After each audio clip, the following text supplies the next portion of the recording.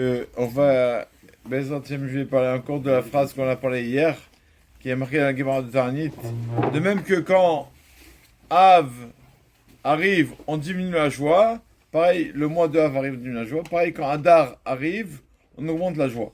Pourquoi de même? Quel rapport entre Av qu'on diminue la joie et Adar qu'on augmente la joie?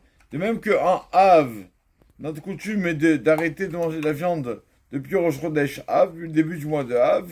Pareil, Adar, le mois de Adar, la Simcha, elle doit venir depuis Rosh Chodesh, pas attendre que Purim. Depuis Rosh Chodesh, la joie. Deuxième chose, dans ça, je vous le dis, de même que dans Av, le mois de Av, il y a de la tristesse. De même que Av, pareil, Adar aussi, il y a de la joie, Adar. De même que Adar, la joie, on l'augmente. Pareil, Av, ça veut dire quoi? Que les deux sont de la même façon. Ça veut dire quoi? Que même quand quelqu'un est dans la tristesse, dans la joie, qu'il n'oublie pas que tout vient de la Kadosh Baruch Hu. C'est la même, pour lui que ce soit la même chose. C'est connu la parabole qu'il y avait un homme qui marchait en dessous un bâtiment, il marche dans la rue, et d'un coup il voit des pièces d'or tomber. Qu'est-ce qu'il fait? Il les ramasse. Quand il voit des pièces d'or par terre, il les ramasse.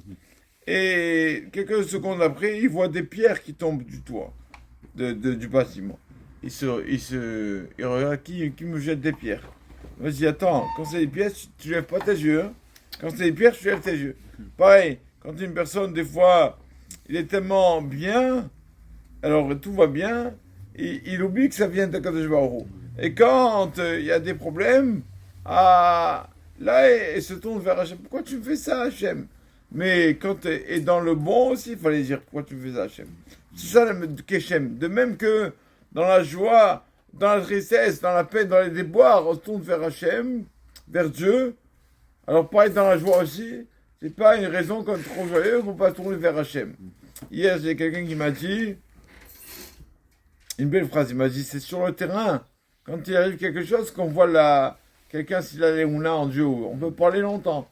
On voit sur l'action, quelqu'un qui, Dieu préserve, lui arrive un déboire ou un problème, là on voit sa confiance en Hachem.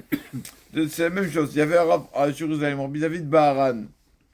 Dieu préserve. Rabbi David Baharan a perdu sa fille et à l'enterrement, on attend le père. Et il vient pas. On l'attend. Qu'est-ce qu'il a? Rabbi David, qu'est-ce qu'il a, Rabbi David? Et on le cherche, on va chez lui, on ne trouve pas.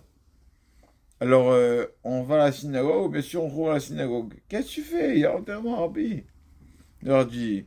Nos sages dans la Gemara de Bachot, page 54, nous disent que, de même que dans la joie, quand il y a une joie, on dit, il y a une prière quand quelqu'un a du bonheur, par exemple, quelqu'un il a reçu un héritage de son père avec ses frères, et donc il fait la Baruch Atov. De même quand il y a, même des bonnes nouvelles alternatives, pareil pour des mauvaises nouvelles, il faut dire Baruch Dayavet. Hachem dit un juge de vérité. Il a dit, il faut que ça soit de la même façon. Donc moi, je voulais, maintenant ma fille est décédée, je voulais dire Baruch Dayavet, je voulais dire avec la même façon que j'ai reçu un bonheur. Donc je travaille sur moi en ce moment pour dire Baruch Dayavet avec la même concentration, être joyeux comme quand il arrive du bon, c'est ça. C'est pour ça que ça prend du temps. Comme ça, il a dit Rabbi David Baharan. Donc c'est ça. De même que en Av, ça veut dire que la tristesse, on sait vite, on diminue la joie et on dit pourquoi Hachem me fait ça. Pareil dans Adar, dans la joie, on dit dans la joie qu'on a beaucoup de bien. Merci Hachem, se tourner vers lui aussi. Ne pas se tourner vers lui que quand on a des déboires. Tourner vers lui tout le temps.